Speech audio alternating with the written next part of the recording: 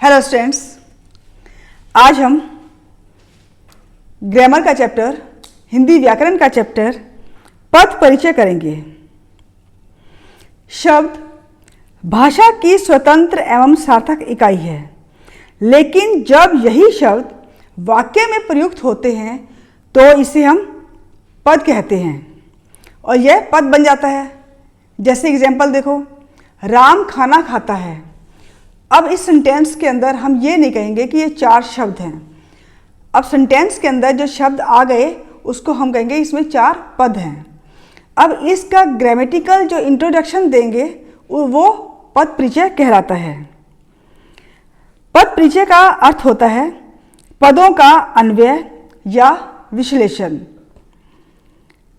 पद परिचय में वाक्य में प्रयुक्त सार्थक शब्दों या पदों की व्याकरण मतलब ग्रामर का जो है सम्मत विशेषताएं बताई जाती है कि कोई भी जैसे हमने पद दिया है वो उसके अंदर क्या है, वो उसके इंट्रोडक्शन क्या है, यही पद परिचय है। पद परिचय में शब्दों के भेद कि कौन सा है, संज्ञा है, सर्वनाम है, ये भेद के बाद उपभेद यानी कि उसके आगे भेद हैं, उसके साथ साथ और क्या बताना होता है कि ये कौन सा लिंग है, वचन कौन सा है, कारक कौन सा है, इसका भी परिचय दिया जाता है। अब पद है वो दो प्रकार के होते हैं, एक है विकारी, दूसरा है अविकारी। विकारी मीन्स जिसके अंदर कुछ चेंज हो जाए, अविकारी कभी चेंज नहीं होता। वैसे विकारी शब्द कौन से होते हैं मैं आपको इसके बारे में बताती हूँ। जो शब्द लिंग, वचन, कारक, वाच्य, काल आदि के कारण परिवर्तित हो जाते हैं, अर्थात लिंग, वचन, कारक, काल आदि के कारण जिनका रूप बदल जाता है उन्हें क्या कहा जाता है, विकारी शब्द। यानी कि विकार मीन्स विकार होना, चेंज होना, कुछ गड़बड़ जैसे बोलते हैं विकार। ये तो इसके अंदर जो हमारे ग्रामर के अंदर चार विकारी शब्द हैं। चार विकारी कौन कौन से हैं? संज्ञा, सर्वनाम, विशेषण, क्रिया, ये चार हैं। ये है विकारी शब्द, ये चेंज हो जाते हैं। और अविकारी जिन शब्दों पर लिंग, वचन, कारक, वाच्य, काल आदि का कोई भी प्रभाव नहीं पड़ता, यानी कि जिसका रूप एज इट इज रहता है, उसे हम अविकारी शब्द कहते हैं। इसके अंदर कौन से हैं? क्रिया विशेषण, समुच्चय बोधक, संबंध बोधक, विस्मयादि बोधक और निपात, ये पांच अविकारी शब्द हैं। अब हम पद परिचय कर रहे हैं। पद परिचय के अंदर जैसे विकारी शब्द कौन से हैं? संज्ञा, सर्वनाम, क्रिया, विशेषण। तो पहले हम कोई भी जो शब्द है, पद है, उसका हम इंट्रोडक्शन कैसे देंगे वो हम करते हैं। मान लिया आप संज्ञा का है स्टूडेंट्स, जैसे आपका ये पद परिचय है तो आपको संज्ञा किसे कहते हैं, उसके कौन कौन से भेद हैं, उसकी निशानी कैसे है, कैसे पहचान की जाएगी, सर्वनाम किसे कहते हैं, इन सब चीज़ों की जानकारी आपको बहुत ज़रूरी है। ये आप 6th क्लास से पढ़ते आ रहे हो और एक बार एक रीडिंग और करोगे तो आपको अच्छे ढंग से ये समझ में आ जाएंगे। अब जैसे संज्ञा का परिचय देना है। संज्ञा का परिचय देते वक्त हमें किन किन बातों का ध्यान रखना है? एक तो उसके भेद कौन से हैं। मान लिया भेद है, मान लिया क्या इसके जो भेद हैं, जातिवाचक है या व्यक्तिवाचक है या भाववाचक है। तो लिंग कौन सा है? पुल्लिंग है या स्त्रीलिंग है। वचन एक वचन, बहुवचन। और कारक कौन से? कर्ता है, कर्म है, करण है, कौन सा कारक है उसके अंदर आया है। और क्रिया का संबंध किससे है? कर्म से है या कर्ता से है। अब जैसे मैं एग्जाम्पल दे रही हूँ, सौरभ ने अपनी बहन को पढ़ाया। अब एग्जाम में जैसे आ जाता है कि सौरभ ने, इसके नीचे अंडरलाइन आ गई, तो इसका इंट्रोडक्शन दो, यानी कि ये पद है, सेंटेंस है, सेंटेंस के अंदर शब्द है, शब्द का मतलब इसमें पद हो गया, तो इसका आप ग्रामेटिकल इंट्रोडक्शन कैसे दोगे? अब सौरभ क्या है? नाम है। अब संज्ञा क्या होता है? किसी भी चीज़ का जो नाम है, चाहे स्थान है, व्यक्ति है, वस्तु है, किसी भी चीज़ का नाम जो है वो संज्ञा कहलाता है। वैसे अगर आसान भाषा में आपको मैं समझाऊं कि इस दुनिया के अंदर, ब्रह्मांड के अंदर में कि जितनी भी चीज़ें हैं ये संज्ञा ही है, क्योंकि किसी ना किसी का नाम है तो वो संज्ञा ही कहलाता है। जिसका मतलब नाम है वो संज्ञा, नाउन, इंग्लिश में हम नाउन बोलते हैं। अब सौरभ, ने, ये इकट्ठा अंडरलाइन आ गया। अब सौरभ क्या है? नाम है। ये क्या है? संज्ञा है। अब संज्ञा के अंदर कौन सी संज्ञा है? जातिवाचक है या व्यक्तिवाचक है या भाववाचक है? अब सौरभ है तो कौन सा हो गया? ये व्यक्ति, क्योंकि स्पेशल नाम हो गया। तो संज्ञा एक हो गया पॉइंट। इसका भेद कौन सा है? व्यक्तिवाचक। सौरभ एक है या दो है? एक है इसके अंदर, तो क्या आ गया? एक वचन। सौरभ लड़का है तो क्या आ गया? पुल्लिंग। और सौरभ जो है कर्ता है, सब्जेक्ट है, तो कर्ता कारक आ गया। साथ मालूम भी चल रहा है कि सौरभ ने, कर्ता ने, कर्म को आपको याद होगा। अच्छा, इसमें ये पढ़ाया है, पढ़ाया क्रिया है, यानी कि सौरभ ने पढ़ाया, कि सौरभ के अकॉर्डिंग ही ये क्रिया चल रही है, यानी कि कर्ता का क्रिया से संबंध। ये पॉइंट आ गए, ये इंट्रोडक्शन है। अब जैसे बहन को, ये आ गया, तो बहन को में बहन क्या है? नाम है। नाम है तो संज्ञा हो गई। संज्ञा कौन सी है? बहन का नाम तो नहीं दिया हुआ, बहनें तो बहुत हैं, तो इसको क्या बोलते हैं? जातिवाचक। तो संज्ञा, जातिवाचक, एक वचन, स्त्रीलिंग, कर्म कारक हो गया, कर्ता ने, कर्म को आ गया। पढ़ाया जो है क्रिया का क्या बन गया? कर्म बन गया, ये एक ऑब्जेक्ट हो गया। तो ये जो है उसके बारे में हम ऐसे बता रहे हैं। तो ये हो गई इंट्रोडक्शन, ग्रामेटिकल इंट्रोडक्शन, पद परिचय। ऐसे कोई वर्ड अगर आ जाए संज्ञा का तो आपने ऐसे बताना है। मान लिया सर्वनाम का आ जाए तो हम क्या करेंगे? सर्वनाम का, सर्वनाम के पहले भेद आपको याद करने हैं। पुरुषवाचक, निश्चयवाचक, अनिश्चयवाचक, संबंधवाचक, प्रश्नवाचक, निजवाचक। तो अब पुरुषवाचक के अंदर आगे, इसके आगे भेद भी हैं, जैसे उत्तम पुरुष, मध्यम पुरुष और अन्य पुरुष।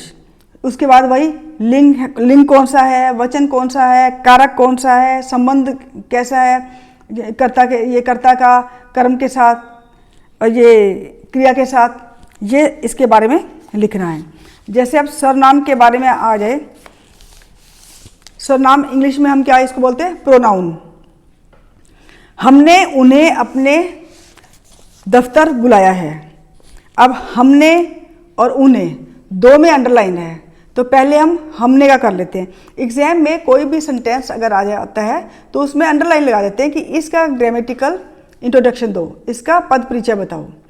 ऐसे नहीं आएगा कि इतनी काफ़ी बड़ी लाइन है कि सबके 5 अगर सेंटेंस आ गए तो पांचों के जितने भी अंदर पद हैं कि सबका इंट्रोडक्शन देना, ऐसा नहीं है। वो एग्ज़ाम में टीचर या बोर्ड के अंदर आपके अंडरलाइन लगा देंगे, उसके बारे में ही बताना है और फालतू में नहीं बताना है। अब जैसे अंडरलाइन है हमने और उन्हें, इसका दो का बनाना है। अब हमने क्या है? सर्वनाम है, संज्ञा तो नहीं है ना, नाम तो नहीं है। क्यों? उस संज्ञा की जगह कोई जो शब्द लिख देते हैं उसे हम सर्वनाम कहते हैं। अब हमने क्या है? सर्वनाम। सर्वनाम कौन सा है? पुरुषवाचक। अब हमने में पुरुषवाचक का भेद कौन सा है? उत्तम पुरुष। और हमने मीन्स ज़्यादा सारे हैं, इट मीन्स बहुवचन। अब इसमें मालूम नहीं चल रहा कि ये स्त्रीलिंग है या पुल्लिंग, इनमें से आप कोई भी लिख दोगे तो भी ठीक चलेगा, क्योंकि उनमें मालूम नहीं है। और करने वाले कौन है? हम। तो कर्ता कारक, बुलाया क्रिया का कर्ता से संबंध। तो दोबारा मैं बता देती हूँ। हमने में सर्वनाम, पुरुषवाचक, उत्तम पुरुष, बहुवचन, स्त्रीलिंग या पुल्लिंग, कर्ता कारक, बुलाया क्रिया का कर्ता। अब उन्हें आ गया। उन्हें में हम इसका पद परिचय कैसे देंगे? उन्हें भी सर्वनाम है, और सर्वनाम कौन सा है? पुरुषवाचक। पुरुष में अन्य पुरुषवाचक, क्योंकि वहाँ सामने नहीं है, अन्य है। बहुवचन, क्योंकि उन्हें बुलाया है, ऐसे लग रहा है कि उन्हें ज़्यादा है या एक है, मालूम नहीं चल रहा, तो हम बहुवचन में ही लेंगे। स्त्रीलिंग पुल्लिंग का नहीं मालूम चल रहा तो कुछ भी लिख सकते हो इसमें। कर्म कारक है, बुलाया क्रिया का एक कर्म हो गया। अब इसका एक सर्वनाम का एग्जाम्पल और बता देती हूँ। बाहर कौन खड़ा है? क्वेश्चन मार्क, अंडरलाइन आ गया कौन। कौन में इसके आपको भेद अगर सर्वनाम के मालूम चल जाए तो याद कर लोगे तो मालूम चल जाएगा कि कौन सर्वनाम है, सर्वनाम कौन सा है, प्रश्नवाचक, कौन खड़ा है, पुल्लिंग, कर्ता कारक, क्योंकि बाहर है वो कर्ता तो वही हुआ ना, खड़ा है क्रिया का कर्ता। तो ऐसे ही जो आप देख लेना कि सर्वनाम के अंदर क्या क्या आता है, कि सर्वनाम का भेद, कि सर्वनाम की पहचान, और इसके अंदर लिंग कौन सा है, वचन कौन सा है और क्रिया के साथ क्या संबंध है, इसके बारे में आपको पद परिचय में देना है। अब थर्ड में अगर हम विशेषण करते हैं तो विशेषण के भेद कौन से हैं, गुणवाचक, संख्यावाचक, परिमाणवाचक। अब कई स्टूडेंट परिमाण को परिणाम लिखते हैं, परिणाम नहीं लिखना, परिमाण मापतोल, और सार्वनामिक, वो भी सर्वनामिक बोलते हैं, सार्वनामिक। इसके बाद और क्या पहचान करनी है, वचन, लिंग, ये। और विशेषण में ये भी ध्यान रखना कि ये विशेष्य है, किसका विशेषता बता रहे हैं। अब जैसे हो, वीर पुरुषों का सर्वत्र आदर किया जाता है, अंडरलाइन आ गई वीर। वीर क्या है, गुण है, तो गुणवाचक विशेषण हो गया कि विशेषण है, इसका भेद कौन सा है, गुणवाचक। और वीर जो है पुरुषों है, इट मीन्स पुल्लिंग।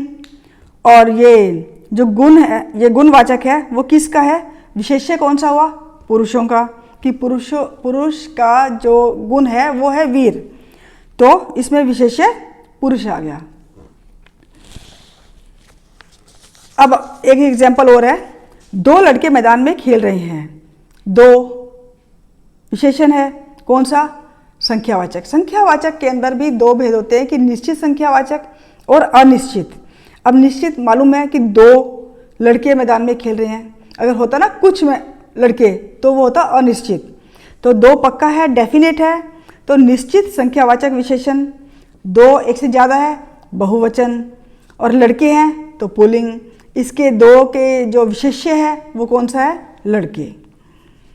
इसमें अगर कुछ लड़कियां नृत्य कर रही हैं, कुछ के नीचे अगर अंडरलाइन आ गया, इसका हमें पद परिचय बताना हो तो हम बताएंगे कुछ अनिश्चित संख्यावाचक विशेषण, बहुवचन, और विशेष्य क्या है, लड़कियां।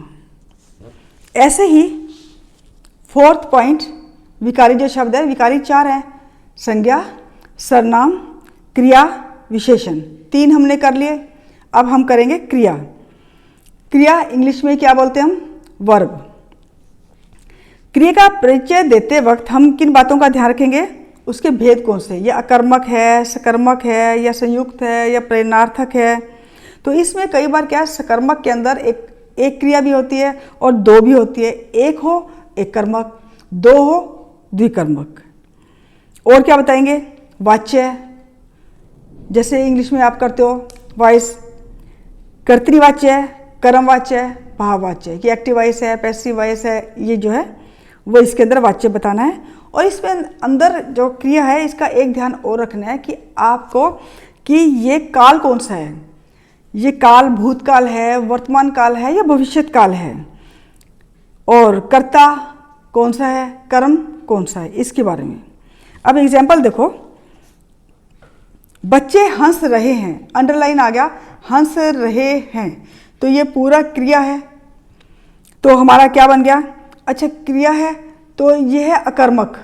अकर्मक कैसे मालूम चलेगा, कि क्रिया से आप क्वेश्चन बना के देख लो, दो शब्दों से क्वेश्चन बनाओ कि क्या और किसको।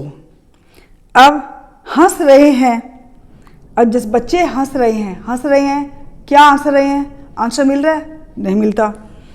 और किसको हंस रहे हैं, ये भी आंसर नहीं मिल रहा। इसका मतलब ये क्या हो गया, अकर्मक क्रिया।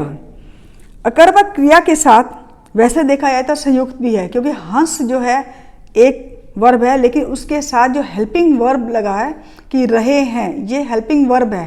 हेल्पिंग वर्ब में संयुक्त क्रिया आ जाती है।